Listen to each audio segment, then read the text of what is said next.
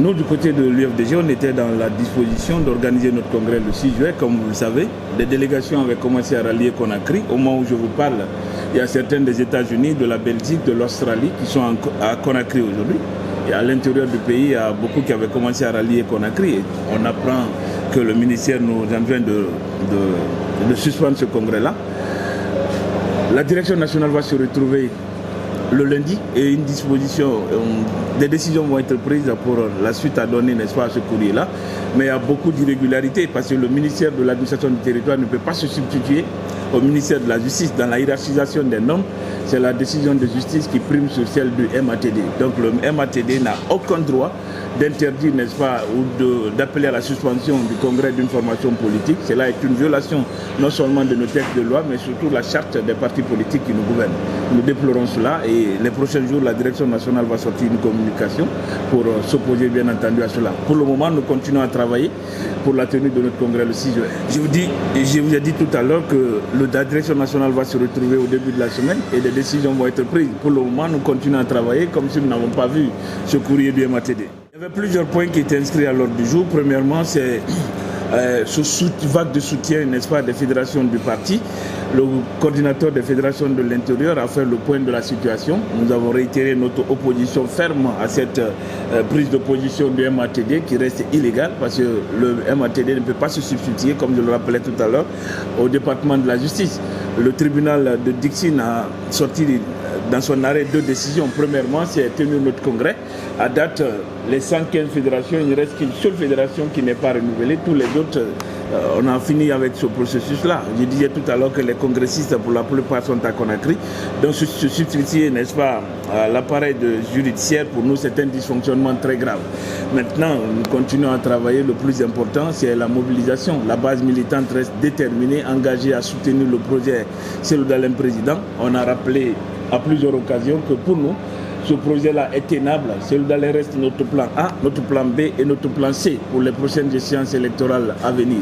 Et on n'a pas manqué également de rappeler le parcours de ceux qui sont en deal aujourd'hui avec le CNRD dans le but de déstabiliser notre formation politique. Mais vous avez vu, c'est l'organisation d'une seule entité qui est la section Motard. La salle était archi-com. Ça veut dire que partout sur l'ensemble du territoire national, même dans la diaspora, il y a une forte mobilisation de nos compatriotes pour soutenir le projet Cellou Dalein président.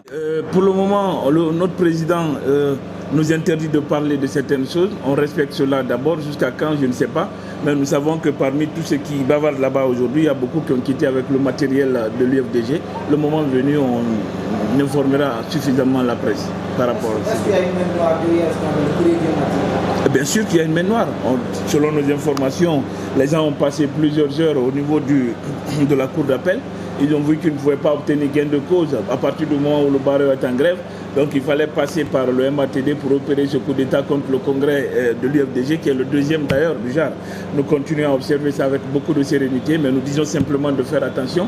Je l'ai rappelé dans ma communication tout à l'heure, quand tu évalues avec objectivité les haines qui ont conduit d'autres peuples à la violence et à l'autodestruction, tu vois les mêmes haines apparaître chez toi.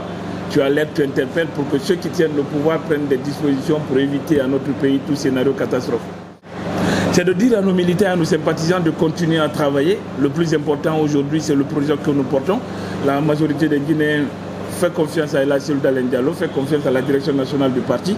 Pour appartenir à l'UFDG, c'est accepter de partager les mêmes visions, c'est avoir les mêmes objectifs. Aujourd'hui, ceux qui bavardent, ils ont pour projet de société soutenir la dynamique de la confiscation du pouvoir, alors qu'à l'UFDG, notre vocation principale, c'est la conquête et l'exercice du pouvoir politique avec Cellou Dalein Diallo à Séoutouria.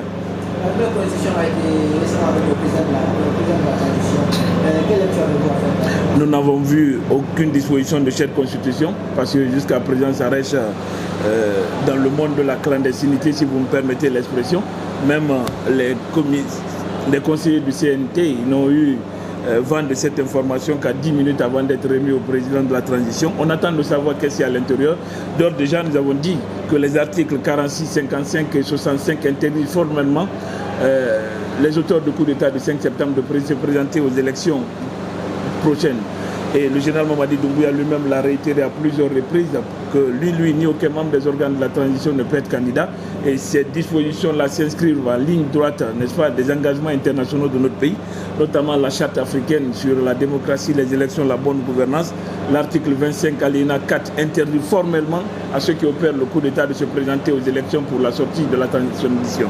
Et l'article 17 invite notamment la mise en place d'un organe consensuel indépendant pour gérer le processus électoral.